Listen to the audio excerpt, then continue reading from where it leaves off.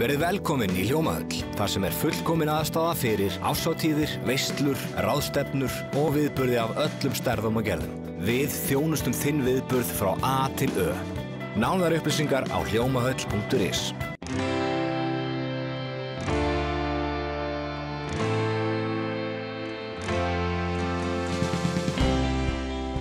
Komið sæl og verið velkomin í Suðurnesja Magasín.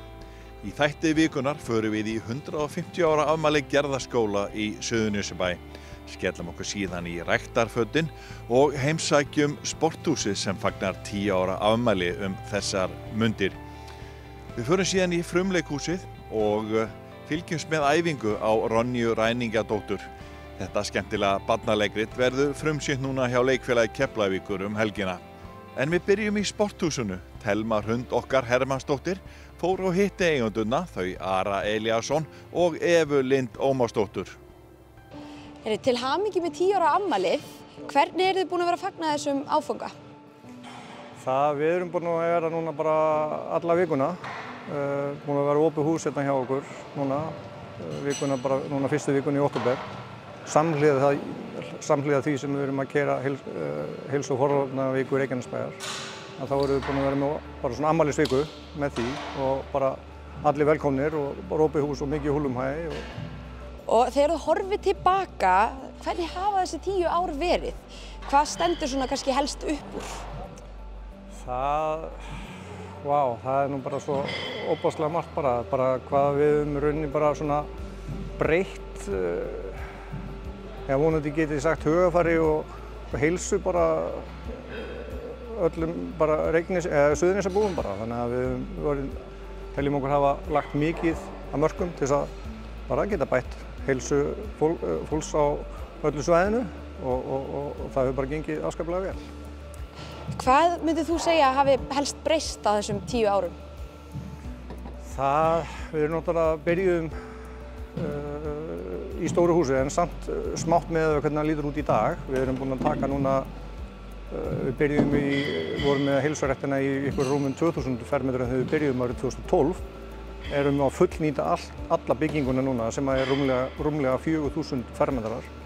Og núna mánaðamótin, núna síðastliðinn laugardag, 1. október, þá opnum við 900 fermetra stækkun inn í nýja hóptímasali þar sem við vorum í töluverðum endurbætum hérna innanhús og það er rauninni allir okkar viðskiptavinir eru að fá bara betri þjónustu og bara betri æfingasvæði og æfingasali og allt saman. Þannig að við erum svona að komast á tindinn þar sem við viljum vera. En nú voruð að taka í notkun nýja sali, meðal annars CrossFit sal. Segðu mér aðeins frá þeim, hvað þýða þessar breytingar fyrir ykkur? Stækkunin í CrossFit salnum, hann stækkaði frá fyrri sali um 50%. Þannig að þeir voru að fara, eru núna í einhverjum 350 fermetra sal sem er náttúrulega bara alveg frábær aðstaða. En breytingin er kannski helst að við erum að töluvert mikið að unglingum í unglinga-crossfit og unglingaþjálfun og svoleiðis. Við erum konið með hliðarsal sem er tengdur við CrossFit-salinn sem við getum verið að kenna unglingum og bæði CrossFit-unglinga og unglingaþjálfun á sama tíma og kannski foreldrar að fara þá í aðra tíma í CrossFit eða Superform eða Fitform eða bara þessa hópatíma sem við bjóðum upp á eða í tækjasalinn þá kemur unglingurinn eða barnið eða krakkinn með á sama tíma og stundar sína heilsurækt þannig að fjölskyldan er bara öll saman í svona. Með þessari stækkun sem við fáum fleiri sali og allt það, þannig að við getum aukið þessa þjónustu til mikilla muna. Þið erum með töluvert marga viðskiptavini hjá ykkur. Sú tala, hefur hún eitthvað breyst í gegnum árin og hafið þið séð að kannski COVID hafi haft ykkur áhrif þar og spilað inn í? Já, hún hefur breyst samhliða því sem við þurfum að stækka húsið og allt það en COVID hafði svo sannarlega reif hressilega í bara allar landfestar hjá okkur. Við vorum lokuð bara vegna COVID faraldursins í ríflega 6 mánuði og það rífur hressilega í svoleiðis. Þannig að þetta er að koma allt tilbaka núna. Þetta er svona eiginlega á slæmri íslensku fyrsta svona kick-off hefur við getum sagt á slæmur í íslensku að núna þetta haustið núna 22 að haustið náttúrulega búið að vera mjög gott veðurfarslega séð þannig að fólki hefur verið að njóta bara veðursins í september en núna þegar við finnum þeim konir inn í október að núna allt að fara á fulla skrið. Erfitt að fá liðið aftur hingað inn eftir COVID? Hefur það gengið? Já, við vorum náttúrulega með COVID fram í febrúar nánast, þannig að við fengum kannski ekki þessa nýjástrafík sem kemur alltaf inn í þennan bransa í janúar hverju sinni og svoleiðis og þannig að það var kannski ekki mikið fyrir því inn í það sem að vera 22 en við finnum þetta alveg núna að þetta er að koma allt tilbaka og þetta er svona farið að vera líkt sjálfur sér eins og maður þekkti þetta áður en COVID-ið skall á. En við nýttum COVID-ið gríðarlega vel, við fórum í miklar breytingar og nýttum meðan að stöðin var lokuð, þetta er bara til þess að mála allt hér og setja upp veggi og taka niður veggi og bara breyta og bæta aðstöðinni þannig að við værum í rauninni klárir í bara í fulla þjónustu núna þetta haustið og gerum svona ráð fyrir að hún taki svona klárist endilega núna áramót þannig að við séum orðnir alveg bara á heimsmæli hvað vil ég segja bara með aðstöðu og fjölbreytileika hvernig það sem við getum boðið upp því eins og slagorð okkar sporthússins segir heilsurækt fyrir alla þetta eru krakkar frá 10 ára aldri og svo elsti rétt hefnilega nýræður þannig að við erum bara með ansi fjölbreytta flóru af viðskiptavinum. Ari talaði fjölbreytileika innan hússins. Geturðu sagt mér aðeins frá því? Já, við erum náttúrulega með fjöldan af hópatímum og námskeiðum og svona sérhæfðu, við köllum þetta boxin okkar. Það er svona eins og superform og thickform og crossfit og svona, það sem er svolítið svona sérhæfðari æfingar og ákveðið konsept sem verið að vinna með ásamt því að bara hóptíman okkar eru náttúrulega bara mjög fjölbreyttir og eru líka í heitum sal og ekki heitum sal svo sem dæmis tekið og svo erum við með hjólasal og svo auðvitað náttúrulega bara námskeiðin líka fyrir yngri krakkana og yngstu iðkendurinn okkar eru í 7. bekk til dæmis. Þannig að já, það er mjög mikið að velja og svo erum við náttúrulega með spa og erum glæsilega sal þannig að það er hægt að velja alveg heilan helling. Og ríkir mikil ánægja meðal viðskiptavina að geta haft svona mikið að velja úr?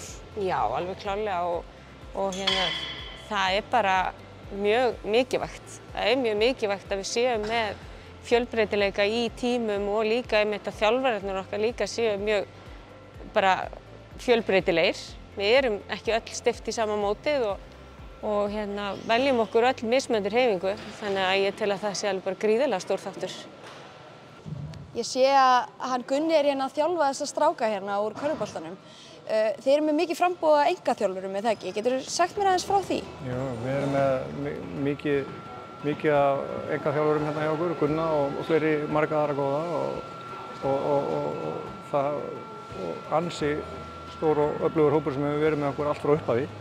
Þannig að það er mikil gróska í því, bæði í einkaþjálfun og eins og Gunni með núna 4 stráka með sér núna, þannig að það er svona svokölluð hóp einkaþjálfun, þannig að það er töluvert mikið fjör í því og þannig að það er allir sem ættu að geta fundið. Þetta er mismunandi hvernig þjálfarnir leggja hverjum sig og sín prógram og allt svoleiðis en það er mikil gróska bara í það koma inn reglulega nýju þjálfarar og eru bæði eru það þjálfarar sem eru bæði einkaþjálfarar og eru eins líka með eitthvað hópatímum hjá okkur og þannig og með námskeið líka og þannig að þeir eru ekki bara einkaþjálfa en sumir gera sig bara út fyrir einkaþjálfara og eru bara virkilega frambærilegir í sínu starfi og bara flottur árangur sem allir eru að gera þetta og verið, eins og ég segi, bara margir hverjir alveg búin að vera hjá okkur í 10 ár.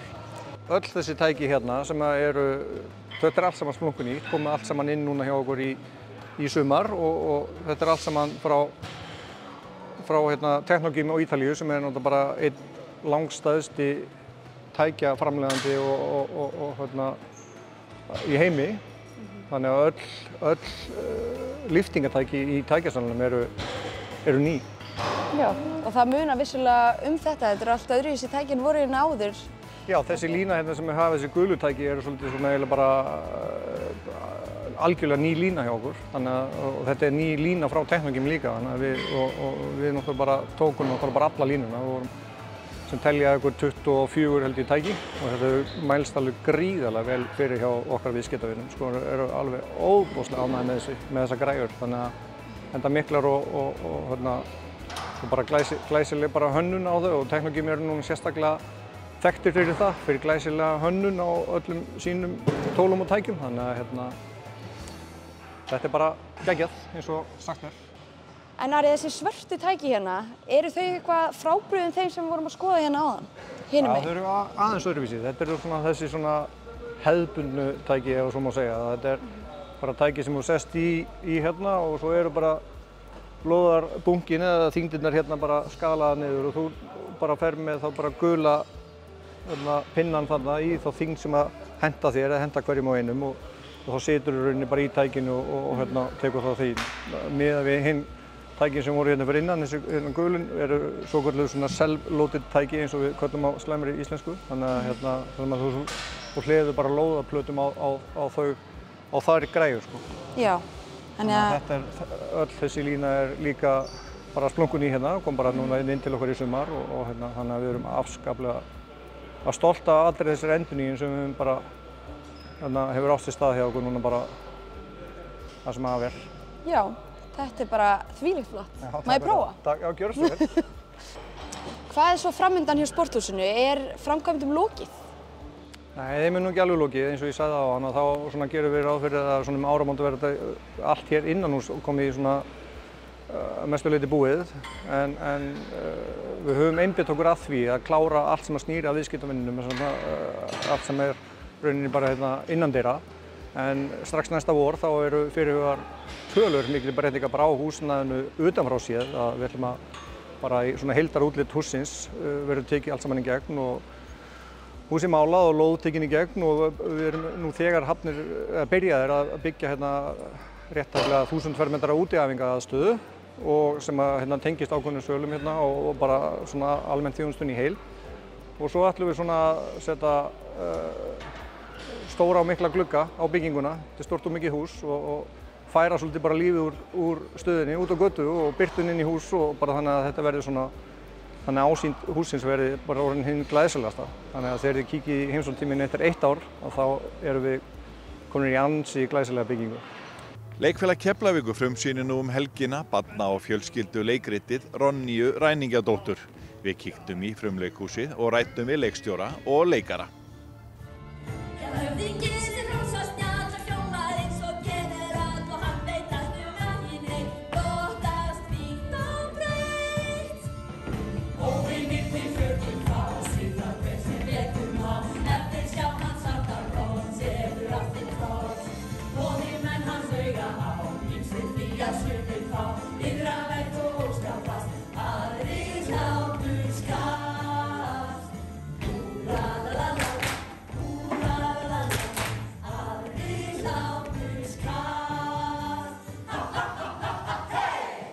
Jæja, krakkar.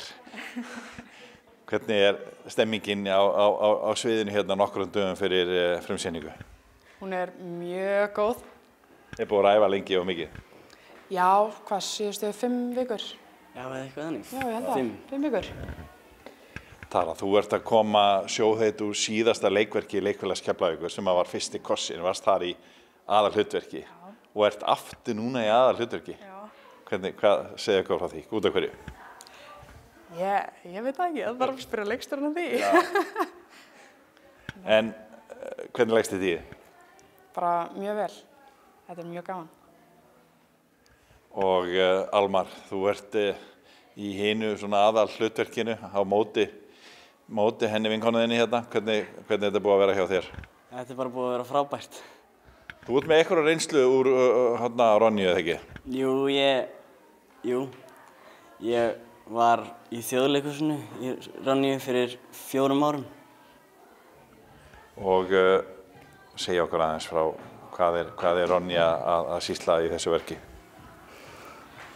Hvað er Ronja?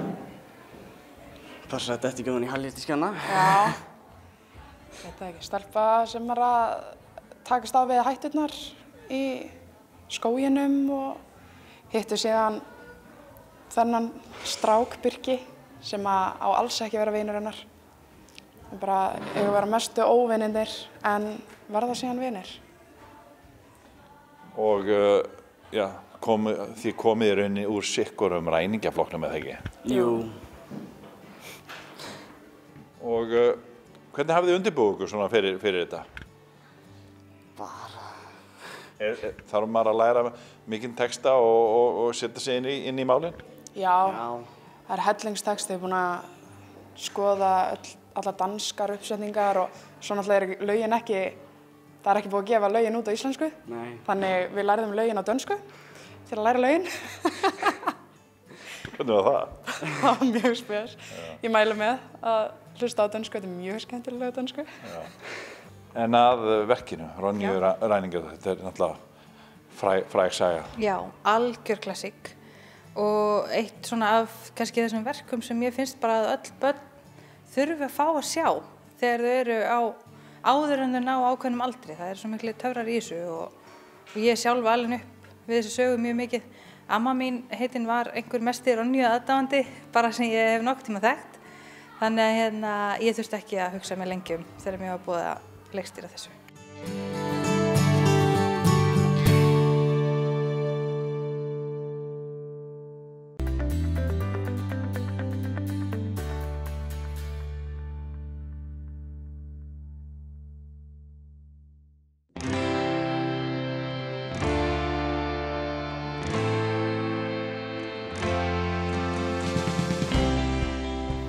Við sögðum nýlega frá 150 ára afmæli skólahalds í sveitafélaginu Vogum.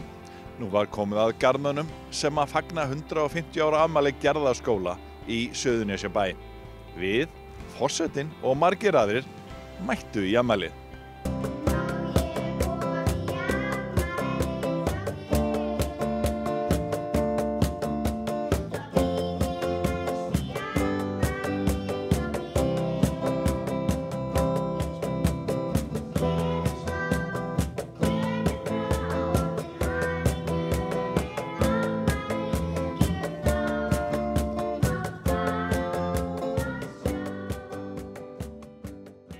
Fjörið byrjaði morguninn á afmælisdaginn 7. október þar sem nemendum var boðið á sirkussýningu og í afmælisvikunni mynduðu nemendur og starfsfólk skólans töluna 150 í tilefni afmælisins. Þá var nýtt listaverk afhjúpað en það gerðu nemendur og starfsfólk skólans í sameiningu úr plasttöppum en myndin er dæmigerð sólsetusmynd frá Garðskaga, sérlega skemmtileg. Eiríkur Hermannsson skólastjóri Gerðaskóla í áratug frá árinu 1986 flutti fróðlegt erindi Gerðaskóla sem stofnaða var árið 1872. En þér fannst það mjög merkilegt að það kemur fram í þínu máli að það hafi verið sérstakt þegar maður horfið tilbaka að í svona nokkur jafnvel fátækt hafi verið hægt að byggja upp skóla þetta. Já, það er náttúrulega bara stórmerkilegt af því að peningarnir voru náttúrulega í kaupstofunum, þar sem verslunin var. Hér var ekkert slíkt, þannig að þetta var fyrst og fremst söfnunarfé. Séra Sigurður lagði mikið peningi í þetta sjálfur og svo kom styrkur frá Torkilissjóði. En þetta kostaði mikinn pening að byggja skóla og svo urðu að vera skólagjöld og það gátu ekki allir greitt skólagjöld. Þannig að þá greiddi hann fyrir nokkra nemendur sjálfur ef honum leist þannig á. Þannig að þetta bara segir sögum tíðarandan og ástandi í samfélaginu á þessum tíma. Þetta er þessi merkilegt koni, finnst þér ekki? Mér finnst það svo sannarlega og sýnir hvað okkur hefur nú miðað fram á veg. Nú er almenn skólaskylda og öll börn fá notið menntunar, en svo var alls ekki raunin fyrir 150 árum. En sýnir stórhug fólks hér að reyna þó að gera það sem hægt var og líka sýnir gjafmildi og framsýn manns eins og séra Sigurðar að kosta þá til náms sem þóttu afar efnilegir. Og Bessastaðir koma aðeins inn í þessa sögu? Jú, þeir nemendur sem gátu, þeir héldu áfram sínu námi, fóru til Bessastaða og það hefur örugglega þótt afar merkilegt að að halda þangað í einu menntastofnunina heiti Geti á landinu og afla sér þar menntunar.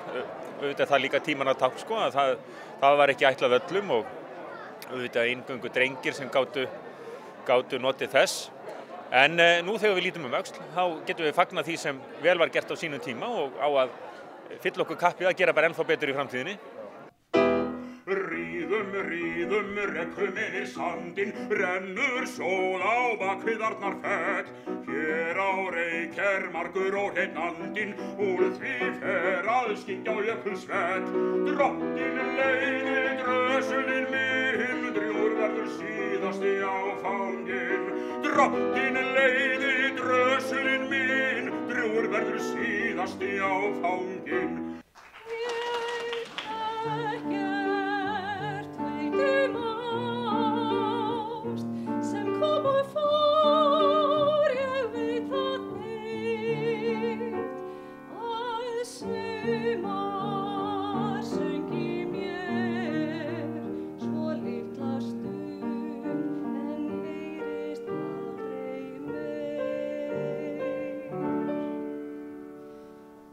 Tveir fyrirverandi nemendur, þau Bjarni Tór Kristinsson og Una María Bergmann, sungu á afmælishátíðinni, en í upphafi sáum við unga nemendur skólans flytja gamalt afmælislag Rutar Reginalds.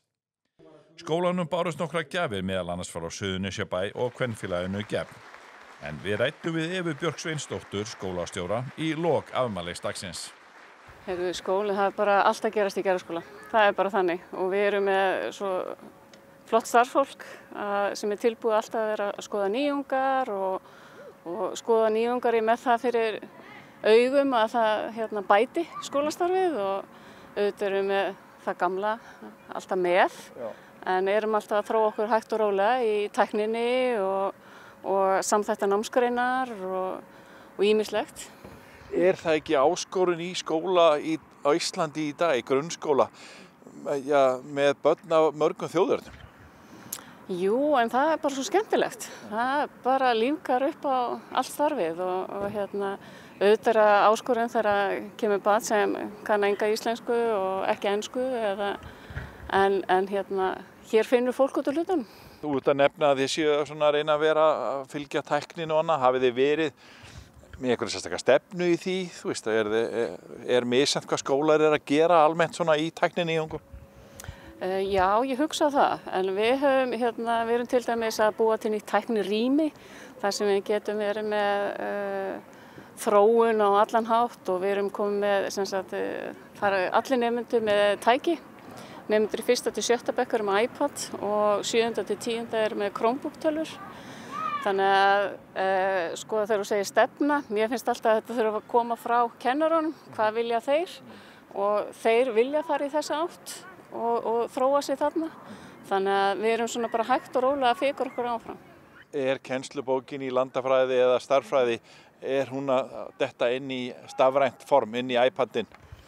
Það kemur að því. Við erum ennþá aðeins með bækur, en öll verkefni að vinna og fer svolítið fram í tölvunni.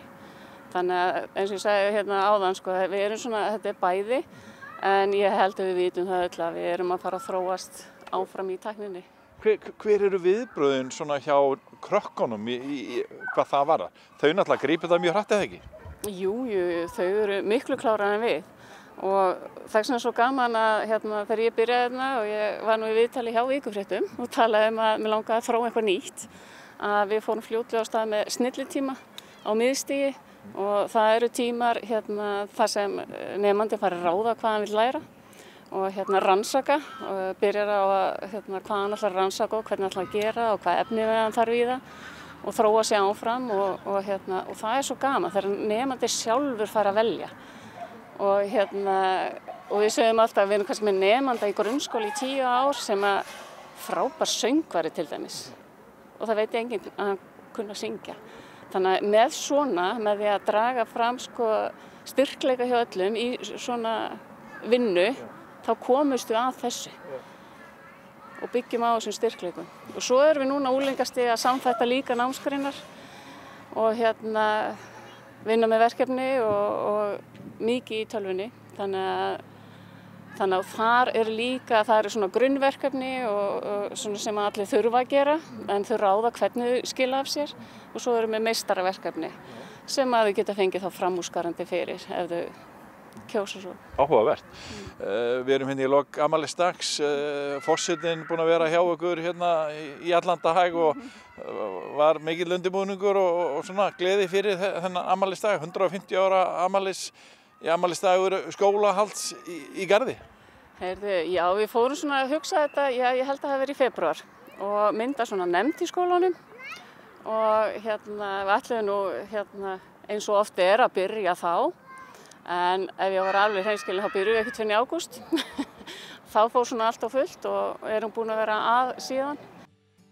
Í næsta þætti skoðum við risaframkvæmdir á Keflavíkurflugvelli við flugstöðuna og úti við flugbrautir. Og við erum að áætla það að 2024 þá gætum við verið að hefja framkvæmdir á nýrri byggingu milli norðurs og suðurs sem bæta mjög mikið gæðin á hliðunum sem að inn á þessum mjóa landgangi í dag og upplifum farþega á verslunar- og veitingasvæðinu. Það er ju alltaf verið að keppast við það og að upplifum farþega sé sem best. Þetta spilar allt inn í þetta. Já, og það mikið atriði að fólk vilji tengja í gegnum þennan flugvöll og hafi góða upplifuna hér og langar svo kannski að ferðast til landsins eftir að hafa komið inn á flugvöllin. Starfsgreinakynning fyrir nemendur í 8. og 10. bekk grunnskóla á Suðurnesjum fór fram í Íþróttahúsi Keflavíkur þar sem á annað 100 starfsgreinar voru kynntar. Meira það í næsta Suðurnesja magasíni.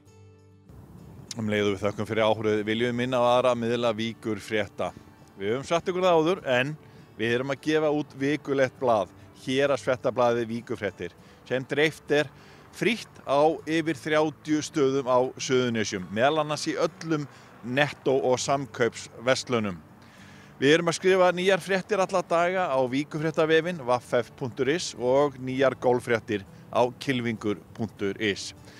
Við þiggjum ábendingar efni í okkar miðla og sendu okkur endilega hugmyndir á vaff hjá vaff.is. Við sjáumst að viku liðinni. Verið sæl.